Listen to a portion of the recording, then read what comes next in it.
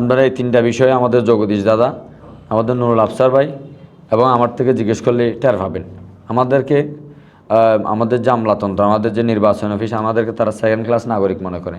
ওনারা মনে করে যে আমরা এখানে ঠাট্টা মশকারি করার জন্য নেমেছি। আমি এইবারের নির্বাচন যদি আর 20 দিন সময় পেতাম, তাহলে এতক্ষণ পুরো মাঠ আমি দখল করে নিতাম। আমরা মনে করি রাজনীতি একটা ওয়াদা, এটা আমাদের একটা ট্যাগলাইন, আমরা আপনাদেরকে বারবার বলেছি। আমাদের দেশের দীর্ঘ 54 বছরের রাজনৈতিক অভিজ্ঞতার ফসল হিসেবে আমরা কি পেয়েছি? আপনারা দেখবেন যে আমাদের রাষ্ট্রে এখনও 70% মানুষ দরিদ্রতার ভিতর থেকে গিয়েছে। তো রাষ্ট্র যদি মানুষদের দারিদ্রতায় হটাতে না পারলো, তো রাষ্ট্রযন্ত্র আমরা কেন তৈরি করেছি? আমাদের এই রাষ্ট্রযন্ত্রের যে ঔপনিবেশিকতা, এটার কারণে আমাদের দেশে ইসলাম, সমাজতন্ত্র এবং জাতীয়তাবাদ, এই 3 ধরনের রাজনীতি ফিল করেছে। এবং এই 3 ধরনের রাজনীতিকেই মূলধারা এবং বিকল্পধারা হিসেবে বাংলাদেশে অন্তত 200টার বেশি রাজনৈতিক দল জমা হয়ে গেছে। কিন্তু এই সবকটা রাজনৈতিক দল জনগণের আকাঙ্ক্ষাকে বাস্তবায়ন করতে পেরেছে? আপনারা দেখবেন যে 68% মানুষ বাংলাদেশের রাজনৈতিক দল করেন। এটার বেসিক কারণ হচ্ছে বাংলাদেশের জনগণ রাজনীতির সাথে নিজেদেরকে অ্যাটাচ ফিল করে না, এবং আমাদের দেশের রাজনীতিবিদদেরকে জনগণ মনে করে তারা শর্ট এবং প্রতারক। গোটা পৃথিবীতেই, ইভেন আমাদের বাংলাদেশের মতো যারা উন্নয়নশীল বিশ্বের রাষ্ট্র, যে সমস্ত দেশে পোস্ট কলোনিয়াল যুগ চলছে, সে সমস্ত দেশে গরু ছাগল এবং মন্দিরের দেবতার বাইরে সকল কারবার এই রাজনীতির পাঠ। এবং আমাদের দেশের রাজনীতি এখন পুঁজিবাদের একটা বিকল্প নাম, এবং এই পুঁজিবাদের কারণে ধনী আরও ধনী হচ্ছে, গরিব আরও গরিব হচ্ছে। খেয়াল করবেন 4তলাওয়ালারা 5তলায় যাচ্ছে এবং 1তলাওয়ালারা গাছতলায় চলে যাচ্ছে। এই ব্যবস্থার কারণে খোদ বাংলাদেশে 11 লক্ষ শিশু রাজনীতির কারণে আমাদের দেশে পড়ালেখা থেকে বঞ্চিত। এই মানুষগুলোর যে দীর্ঘশ্বাস এবং অভিশাপ, তাদের অভিশাপই তাদের রাষ্ট্র ধ্বংস হয়ে যাওয়ার কথা। এই জায়গা থেকে উত্তরণের জন্যই আমরা মনে করছি গণতান্ত্রিক উত্তরণ দরকার, এবং গণতন্ত্র হচ্ছে যে দেশের সংখ্যাগরিষ্ঠ দরিদ্র মানুষদের অধিকার বাস্তবায়নের একটা জায়গা। তো আমাদের কাছে গণতন্ত্র মানে কেবল ভোট নয়। আমরা আপনাদেরকে বলি যে গণতন্ত্র হচ্ছে মানুষের মর্যাদা, ন্যায্য অধিকার এবং জবাবদিহিমূলক রাষ্ট্র ব্যবস্থা তৈরির একটা বড় হাতিয়ার।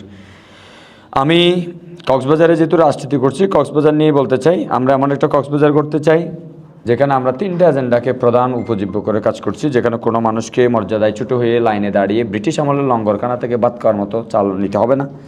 কোনো শিশুকে অর্থরভাবে শিক্ষা থেকে বঞ্চিত হতে হবে না, জ্বরে পড়তে হবে না, এবং আমাদের কোনো বয়স্ক মানুষকে বিনা চিকিৎসায় মরতে হবে না, কোনো তরুণকে হতাশ হয়ে দেশ ছাড়তে হবে না। এই 3টে ট্যাগলাইনকে কাজ করে আমরা আগাচ্ছি। আমাদের কক্সবাজারে আমরা মাঝখানে আমি একটু ইন্টারভিউতে বলেছিলাম যে লেভেল প্লেইং ফিল্ড চলছে, আসলে এটা চলছে না। আপনারা এই 3টা বিষয়ে আমাদের জগদীশ দাদা, আমাদের নুরুল আফসার ভাই এবং আমার থেকে জিজ্ঞেস করলে টের পাবেন।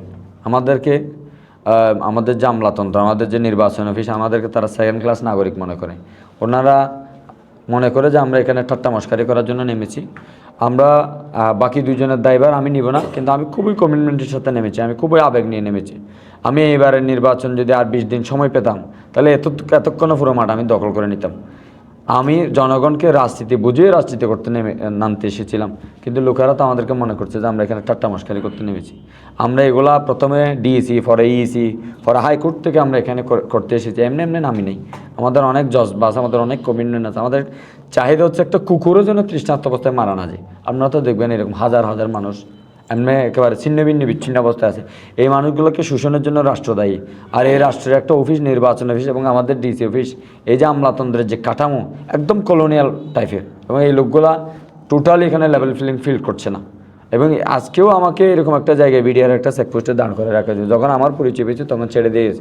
তার মানে পরিচয়ের উপর নির্ভর করে যে কাজ চলছে, এটার রেজাল্ট ইতিমধ্যে সকল সাংবাদিকরা সাক্ষী। আপনারা জানেন কীভাবে আমাদের কক্সবাজার চলছে, কী পরিমাণ গাড়ি ঘোড়া চলছে। আমরা তো মোটরসাইকেলের উপরে কারবার করছি, তাতেও বহু কারবার চলছে। এবং আমরা যখন 1-2টা গাড়ি চাইলাম, তারা এটা করতে পারছেন না। তো তারা মনে করছে যে আমরা এখানে নাটক করতে নেমেছি, অথচ আমরা কী পরিমাণ আবেগের উপর এটা কাজ করছি।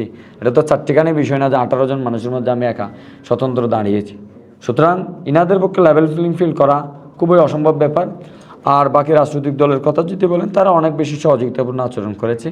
আমরা সর্বত্র পরামর্শ সহিষ্ণুতা তাদের মধ্যে দেখেছি। বাকিটা তো আরও 2-3 দিনের সময় বলে দিবে। আমি আওয়ামী লীগ পিরিয়ড, আপনারা অনেকেই জানেন, 12 বছর ধরে সামাজিক কাজকর্ম করেছি। ইভেন কোথাও যদি আমি 5 কেজি চালও দিই, সেখানে আগামী রাজনীতিটা বুঝিয়েছে তাকে কেন সে চাল নিতে চাচ্ছে আমার থেকে, কেন তাকে চাল নিতে হচ্ছে। এইটা না নেওয়ার জন্য বিকল্প কী পন্থা আছে, কোনটা টেকসই এবং কোনটা অ্যাডভান্সমেন্ট, উন্নতি, এই ব্যাপারটা আগে তাকে বুঝিয়েছি। ফলে এটা যারা একবার বুঝিয়েছি, এরা তো বুঝে না এরকম না। সব লোক, এনাদের মাথা ফোড়াটাই ফাঁপা খালি। সুতরাং ওনাদেরকে যখন একবার বোঝানো হয়, সহজ সরল ভাষায় এনারা মরা পর্যন্ত এটার জন্য বুঝে। সেই অর্থে 30% মতো ভোট আমার মাঠে আছে, যারা তরুণ, যারা নারী, যাদের সাথে আমি গত 12 বছর ধরে ভাড়ায় ভাড়ায় গিয়ে কাজকর্ম করেছি। তাহলে এখন আমরা যে ভোটের কাজ করছি এটা ফোকাস এবং নির্ণায়ক ভোট, যে ভোটটা আমরা ওয়েদার উইন করব নাকি লস করব এটা ডিপেন্ড করবে। সুতরাং আমাদের সমর্থন খুবই ভালো। এর বাইরে আমি যেখানে কথা বলেছি 194টা বক্তৃতা দিয়েছি গত 14 দিনে 40 মিনিট করে। এর মধ্যে যেখানে বক্তৃতা দিয়েছি এই লোকগুলোকে কোনো দলকে আমরা কিনতে বলেন, এরা জিন্দিগিতেও মাথা বিক্রি হবে না, এভাবে বুঝিয়েছে তাদের। এরা রাজনীতি ভালো মতো বুঝেছে।